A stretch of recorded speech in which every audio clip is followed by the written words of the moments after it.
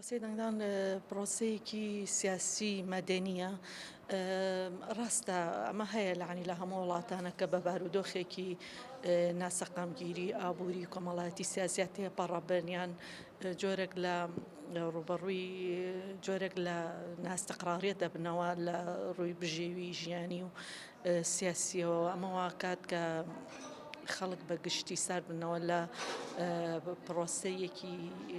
سیاسی کە پرۆسەی دەنگدانە، بەڵام لە ڕاستی ئەمەوە ئەوە ناگەیەنێت کە بەگشتی ئێمە لەم هەرێمە بایکۆتی دەنگدان بکەین، چونکە خۆتان نەزانن کە هەرچەند بایکۆتیش بکەیت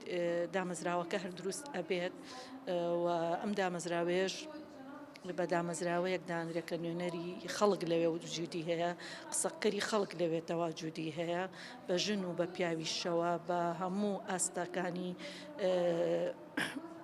سیاسیەوە، بە هەموو ئاستێکی توانایی مرۆییەوە لەو موئەسەسەیە ئامادەیە. بۆیە ئەگەر ئەم دوو هەڵبژاردنەی پێش و خەڵک ڕۆڵێکی باشی نەبوو بێت لە بەشداریکردن لەم پڕۆستەیە، ئەمە ناکاتە ئەوەی کە لە ئەمنە بەشداری خەڵک درێژ بێتەوە بۆ پرۆسەکانی ئایندە، چووکە ئێمە وەک ئەزانین هەرێمێکمان هەیە کە هەرێمی کوردستانە، ڕەنگە خەتەریاتی سیاسی و ئابووری و لە هەرێمەکەیە هەمووکو خەتەری هەرێمی هەمووکو ئەوەی کە ئێمە بڵین هەرێمێکی فێدراڵین سەر بە عێراقین، مەترسی لە ناوچوونی ئەم بڵین کیانە سیاسی لەسەر بێت باشترە کە ئێمە پارێزگاری لەم کیانە بکەین و بەشدار بین لەم پرۆسە سیاسیە، جگە لەوەش کە ئێمە ئەم دامەزراوەیە بە دامەزراوەیەکی نوێنەری خەڵگەزانین کەواتە باشترە بەشدار بین و دەنگمان هەبێت لەم هەڵبژاردنەیە بە تایبەتی، چونکە ئێستا هەڵبژاردنە جۆرێک گۆڕانکاری و وەکو بڵێ ئیشکردن کراوە لەسەر ئەوەی کە چۆن ئاستی توانایی سیاسی و ئابووری و سیاسی خەڵک لەناو ئەم موئەسەسەیە بە هەند وەربگیرێت. بۆیە باشترە ئەگەر خەڵک بەوەی کە یعنی مافێکی خۆیەتی بەشداری بکات، بڵین بچووکترین شتە کە تۆ توانی لەویا بچیت دەنگی خۆت بی بەو کەسەی کە بە شیاوی ئەزانیت، چکە لێرە ئەمە گرنگە خۆی ئەسڵی باسەکە. تۆ لە هەر نوێنەرێکی ینی هەر لایەنێکی سیاسیت بەدڵە یان هەر لایەنێکی ئۆپۆزیسیۆنت بەدڵە لەناو ئەو کیانەیە، لەناو ئەو کیانە سیاسیە باشترینەکان دەستنیشان بکەیت، چکە ئەوانە هەمووی خەڵکی کۆمەڵگەی خۆمانن تا دوور و نزیک ئاشناین پێیان کێ بە باشترین ئیشەکە، کێ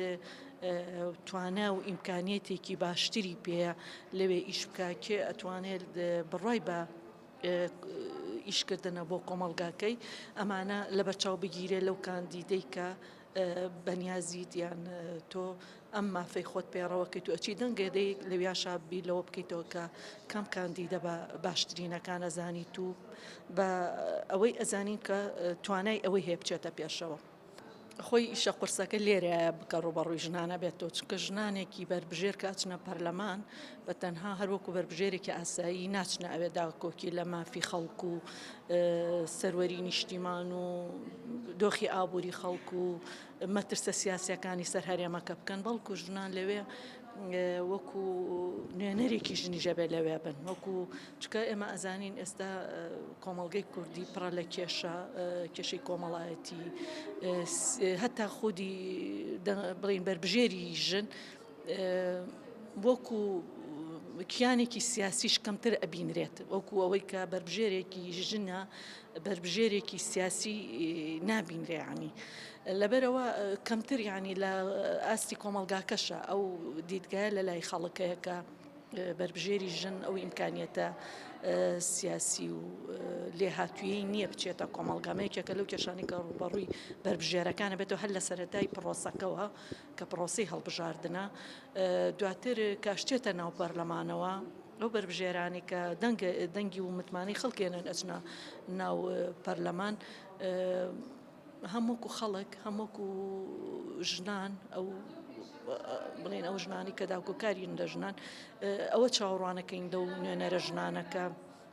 لەوێ بەتەنیا بڵێن وەکو دەنگی خەڵک و کێشەکانی خەڵک لەوێ نابێ ئیشکەن بەڵکو ئەبێ وەکو نوێنەرێکی ژنانیش لەوێ ئیش بکەن ئاگیان لەوە بێ کە ئەمان وەکو نوێنەرێکی ژنیش لەوێن یعنی بە تایبەتی مەسلەی ئەو کۆتایە کە بۆ ژنان دانراوە ئەگەر چی بۆ خۆی ئەمە تۆزێ لە ئێستاە پێویستێکی بڵین مێژوویە بۆ ژنان بۆی ژنان بربژێر بن بۆ و بتەنگ بچنە ناو پەرلەمانەوە بەڵام لە هەمان کاتە